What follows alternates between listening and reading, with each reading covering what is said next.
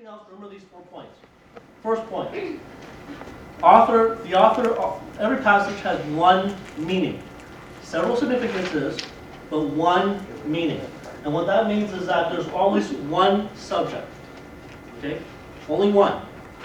What is the author talking about? And find that complement. What is he saying about that topic?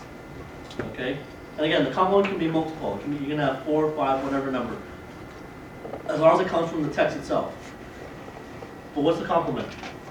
And then in the story, the climax, the turning point is the main idea. You can find that turning point. You can find where the story ends off and the resolution comes. Most stories will have that. Very few don't. The story that comes to my mind is Samson. That's probably one of the few stories that doesn't have like a happy resolution. But again, there is a turning point. There's a climax in there. So find it, and you can find the main idea. All right? Make sense? You guys have, honestly, you guys have thought through this beautifully. All right? This is something that I usually teach over like 4 or 5 hours. Or cramming it into like 90 minutes. Okay? So, and this is just, I mean, again, ask each other these questions, especially when you're doing your Bible study.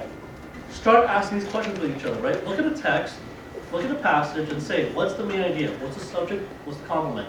When you get that, in a couple of months, we're going to look at, okay, you get that main idea now. How do you now help others? How do you begin to translate it, right? Remember that ladder of abstraction? Now you figured out what the author is saying. How can you now take what the main idea is and transfer it to today and make sense of it today? Okay, we're going to look at that in a couple of months, in January. So, homework.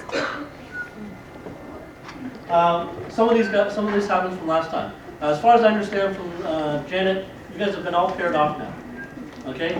So, one homework. Remember those cue sheets from last time? They're due January 5th. Remember that.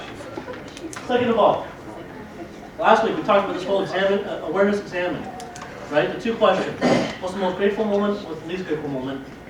And just trying to get a sense of where God's presence is. Now, how is God with you throughout today, throughout this time, whatever the case may be? You know, you with your partner, again, weekly or at least regularly, ask those questions to each other. You know, see where God's been moving in your life.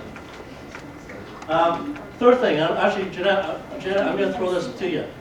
When you send out the devotionals, add this question to it. What's the main idea? What's the subject? What's the complement of the main passage?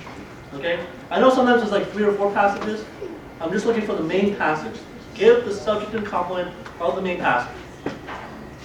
Oh, okay? It's only one passage each time. Usually just one minute. Yeah. So there you go. One passage, come up with the main idea. Subject, complement, and then we'll go from there.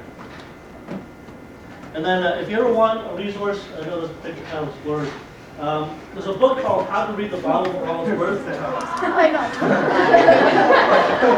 24%. Not 25, 24. $8 only gives us 24% off. No, 4%. You can't really see it here, but it's by a couple of guys named Gordon Fee and Douglas Stewart. Basically it talks about what we've been talking about today. So it's not a bad book, it's like this thin. So if you get it and even use it as a reference to help you guys figure out what's the main idea, it's a beautiful book to get. Alright? That's all I got. So